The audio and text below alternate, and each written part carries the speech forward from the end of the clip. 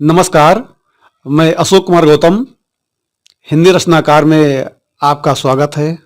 हमारे साथ बैठे हुए हैं श्री शैलेंद्र कुमार जी, जो राजकीय महिला महाविद्यालय कन्नौज में असिस्टेंट प्रोफेसर के पद पर कार्यरत हैं।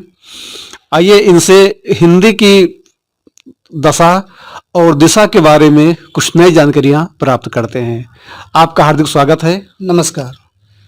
हमारा पहला प्रश्न है, अंतर्राष्ट्रीय हिंदी दिवस 10 जनवरी को मनाया जाता है, तो भारत में राष्ट्रीय हिंदी दिवस 14 सितंबर को मनाया जाता है। अंतर्राष्ट्रीय दिवस हिंदी दिवस से किस प्रकार से भिन्न है, इस पर आपकी क्या राय है? देखिए, सबसे पहली बात तो जैसा आपने कहा कि अंतर्राष्ट्रीय दिवस, दरअसल ये विश्व हिंदी दिवस के रूप में मनाया जाता है और ये 10 जनवरी को मनाया जाता है। और जो हमारा राष्ट्रीय दिवस है 14 सितंबर, उस दिन राष्ट्रीय हिंदी दिवस मनाया जाता है। तो देखिए, अंतर क्या हुआ कि जब हमें अपने राजकीय भाषा के रूप में, राजभाषा के रूप में हिंदी को चुनना था, तो वो हमने चुना था 14 सितंबर को। संविधान द्वारा राजकीय भाषा के रूप में हिंदी को चयन किया गया था 14 सितंबर को, इसीलिए हम उसे हिंदी दिवस कहते हैं और वो हमारा राष्ट्रीय हिंदी दिवस है। रही बात विश्व हिंदी दिवस की, तो देखिए, हमारी भाषा न केवल अपने देश में बल्कि विदेशों में भी कई ऐसे देश हैं जहाँ पर हिंदी बोली जाती है, समझी जाती है, पढ़ी लिखी जाती है। पूरे विश्व पटल पर हिंदी का प्रसार हो, इन्हीं सब उद्देश्यों की प्राप्ति के लिए विश्व हिंदी दिवस मनाया जाना शुरू हुआ। 2006 में जो है मनमोहन सिंह जब प्रधानमंत्री थे तो उन्होंने इसके लिए प्रयास किया था। वैसे मैं आपको बता दूं कि 1975 में पहला विश्व हिंदी सम्मेलन शुरू हुआ था और वहीं से नींव पड़ी थी विश्व हिंदी दिवस की। तो पूरे विश्व में यहाँ तक कि हम लोग ये भी सोच रहे हैं कि संयुक्त राष्ट्र संघ में हिंदी एक भाषा के रूप में हो। इन्हीं सब कारणों की वजह से जो है विश्व हिंदी दिवस और राष्ट्रीय हिंदी दिवस अलग अलग तिथियों में मनाए जाते हैं। जी सर, तो आप बता दें कि हमारे पूर्व प्रधानमंत्री स्वर्गीय अटल बिहारी वाजपेयी जी ने विश्व पटल पर पहली बार हिंदी पर भाषण दिया था। मेरा आपसे दूसरा सवाल है, विशुद्ध हिंदी की किताबें अधिक पढ़ी जाती हैं, वो कम पढ़ी जाती हैं, कम बिकती हैं, जबकि चेतन भगत या प्रीति सुनोई आदि लेखकों की किताबें अधिक क्यों बिकती हैं और अधिक क्यों पढ़ी जाती है? इसके पीछे क्या कारण, आपकी क्या राय है? देखिए, ये प्रश्न जो है ना, वास्तव में बड़ा ही अच्छा प्रश्न पूछा आपने। होता क्या है कि बात ये प्रीति सुनोई या चेतन भगत की नहीं है। बहुत सारे अंग्रेजी माध्यम के लेखक हैं और किताबें उनकी बिकती हैं। हिंदी साहित्य जिसे आप विशुद्ध साहित्य कहते हैं, देखिए, एक तो रुचियों का परिष्कार नहीं हो पाया है। हमारी जो नई जनरेशन आ रही है, जो नई पीढ़ी आ रही है, कहीं ना कहीं हम लोग शॉर्टकट ढूंढते हैं, एक आसान तरीका ढूंढते हैं। और आजकल और भी कई बातें आ गई, शुद्ध हिंदी और सरल हिंदी या शुद्ध हिंदी और अच्छी हिंदी, इस तरह की बहुत सारी बातें चल रही हैं। देखिए, भाषा जो है वो नदी के प्रवाह की तरह है, ठीक है। तो उसमें क्या होता है कि भाई आपकी भाषा कितना अधिक प्रसार करे, कितनी अधिक दूर जाए। जैसा कि हमने आपके पहले प्रश्न के उत्तर में भी कहा था कि हमारी हिंदी जो है विश्व पटल पर फैले। देखिए, ये चीजें हैं। तो जैसा कि आपने नाम लिया कि चेतन भगत, प्रीति सुनोई, कई और लेखक हैं, उनके हिंदी अनुवाद आ रहे हैं और वो पढ़े जा रहे हैं। विशुद्ध हिंदी में 2-3 चीजें हैं। पहली चीज तो ये कि हिंदी को समझना। आजकल कई बार मैं ऐसा सुनने में आता है, जैसे कि मैं स्वयं शिक्षक हूँ और कई बार इस तरह की बातें आती हैं कि बच्चे हिंदी की गिनतियां जो है अगर बोलो तो कहेंगे सर क्या, अर्थात अगर उनको 23 बोला जाए तो समझ जाते हैं, लेकिन 23 बोलने में उनको 23 समझने में दिक्कत होती है।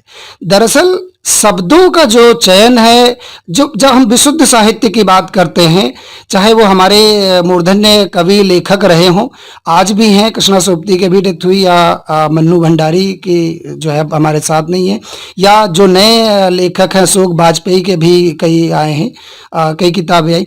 तो कुल मिलाकर के जो नया साहित्य मतलब अभी भी साहित्य रचा जा रहा है। एक तो साहित्य की समझ होनी चाहिए जो कि साहित्य के विद्यार्थियों को अधिक होती है, और जो चेतन भगत या प्रीति सुनोय का नाम लिया, इस तरह के जो भी साहित्य रचा जा रहा है वो क्या है कि आम आदमी भी पढ़ ले रहा है, उसमें आपको बहुत ज्यादा साहित्य को जानने की जरूरत नहीं होती है। तो ये थोड़े से अंतर है। इस कारण ये रही बात की किताबों के बिकने ना बिकने की, अब तो इंटरनेट आ गया, इंटरनेट पे चीजें उपलब्ध हैं, इस वजह से भी थोड़ा सा इसके उसमें जो है कमी आई है। जी जी।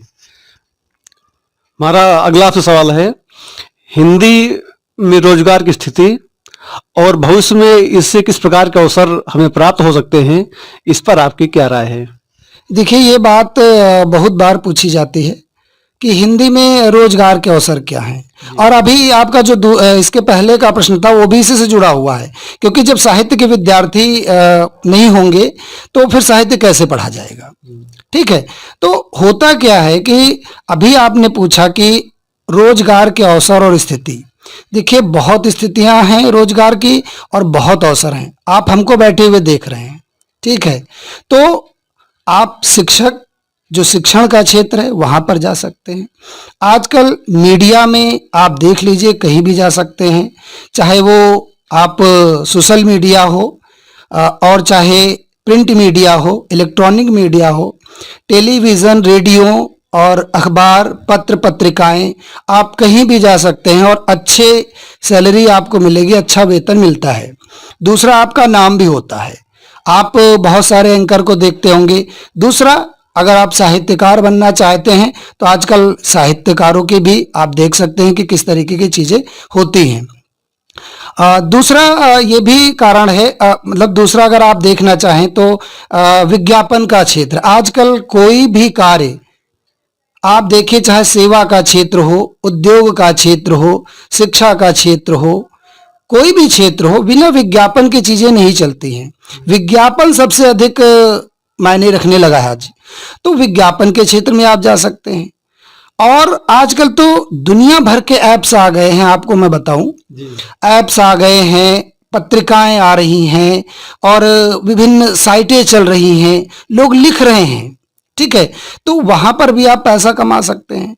इसके अलावा भी आपको बहुत सारे क्षेत्र हैं, आप भाषा अनुवादक बन जाइए, ठीक है, भाषा सलाहकार बन जाइए, राजभाषा अधिकारी के रूप में आप चले जाइए। बहुत विराट जगह है, आप जा सकते हैं कहीं भी। ऐसा कुछ नहीं कि हिंदी से आपको स्कोप नहीं है, लोग कहते हैं क्षेत्र नहीं है, ऐसा नहीं है, बहुत सारा क्षेत्र है, आप जाइए, देख सकते। हमारे आपसे एक और सवाल है, जी, सीधा सवाल है, क्या बॉलीवुड हिंदी साहित्य से प्रभावित हुआ है? इस पर आप कहाँ तक सहमत हैं? नहीं, देखिए, प्रभावित हुआ वाली बात तो बिल्कुल सही है, इसमें पूछने वाली बात नहीं है।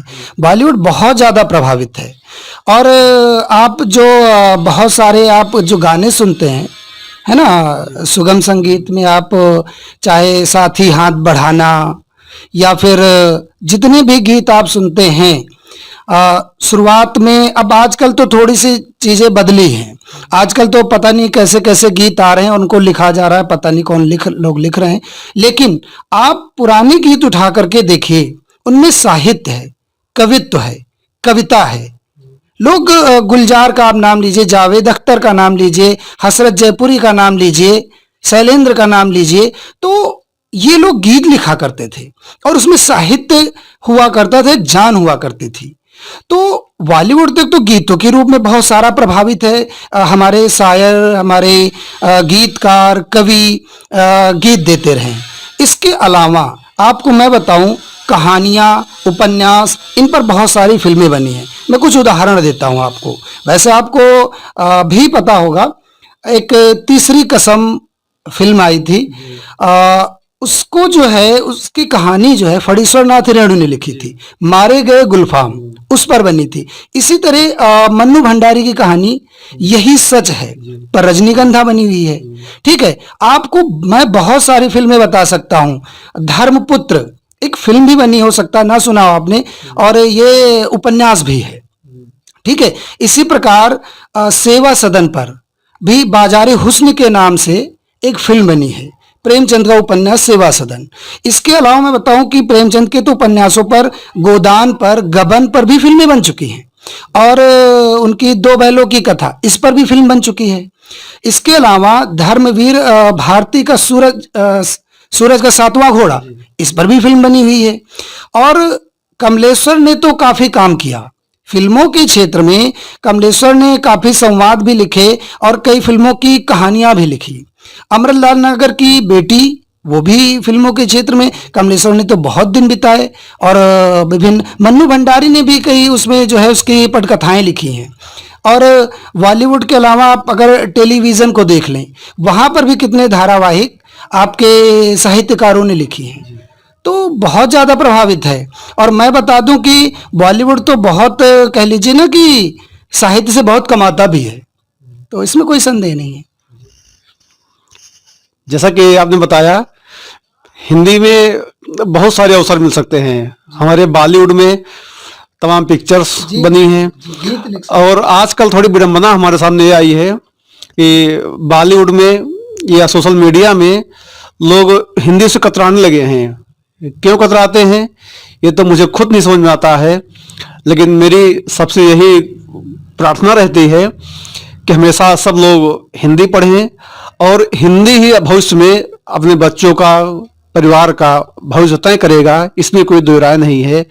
आप हमारे साथ में आए, आपको बहुत बहुत धन्यवाद, बहुत बहुत धन्यवाद।